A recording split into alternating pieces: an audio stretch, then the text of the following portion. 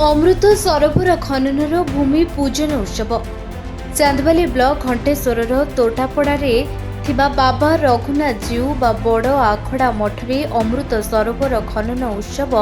अनुष्ठित होई। उत्सव रे मुख्य अतिथि भावे कनिका राजा शैलेन्द्र नारायण भंजक गुमास्ता बा बड़ आखड़ा मठर महंत सरोज कुमार दीक्षित अध्यक्षतार भूमि पूजन कार्यक्रम अनुष्ठित होई। ଏହି ପୂଜନ କାର୍ଯ୍ୟକ୍ରମରେ ମଠର ଥିବା ସମସ୍ତ ସଦସ୍ୟ ଓ ସଦସ୍ୟା ଉପସ୍ଥିତ ରହି ଭୂମି ପୂଜନରେ ସହଯୋଗ କରିଥିଲେ। रघुनाथ जीउ विकास मंचर जड़े साधारण सभ्य मंत्री महोदय श्रीमान सूर्यवंशी सूर्यंकर गस्त पर प्रथम हूँ अनुदान 10 लाख टंका व्यय अटकल मोर 1 एकर परिमित जगार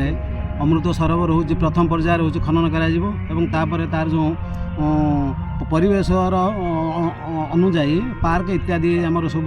तैयारी कर सहित जो मंदिर जो हम कहीकि जाइए प्रतिश्रुति देकी जाइए मंदिर केमी संपूर्ण हम तार डीपीआर 3 कोटी टंका व्यय अटकल आम डीपीआर प्रदान करूँ से खूब शीघ्र से आम मंदिर कार्य हूँ आरंभ हम एटी जो रघुनाथ जीउ विकास मंच एवं आमर जो आखपाखर जो समस्त ग्रामवासी रहे समस्त अकुंठ साहाय्य द्वारा मंदिर बर्तमान आगे चली आम आशा करुँ निश्चिंत मंदिर पूर्णांग हेले यही अंचलर एटा एक प्रसिद्ध तीर्थ रूपे ख्याति लाभ कर पूजन चली अमृत सरोवर रे ये रघुनाथ गोपीनाथ जय जगन्नाथ वीर बजरंगबली कृपा हो तेणु एठिकार समस्त विकास मंचर सभ्य तथा राजा अनुदान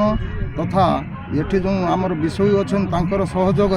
ये मंदिर केमी अधूरा होगी रही है पूर्णांग हेब बोली समस्त भक्तर लक्ष्य तेणु ये ठाकुर होउछन्ति आमर परंपरा जहाँकि प्राचीन पुराणा यार 12 मासर 13 पर्व अच्छी झुलन यात्रा अच्छी रास यात्रा अच्छी दूल ठाकुर माने गोपीनाथ बाहरती रथरे जगन्नाथ बाहरती ये रामनवमी वीर बजरंगबली कर्म हुए संपूर्ण काम ये 4 जुगर देवता यही बड़ आखड़ार अच्छी जहा हूँ तांकर कृपा थिला नहीं तथा समस्त भक्त मानक पई राजा सांग पई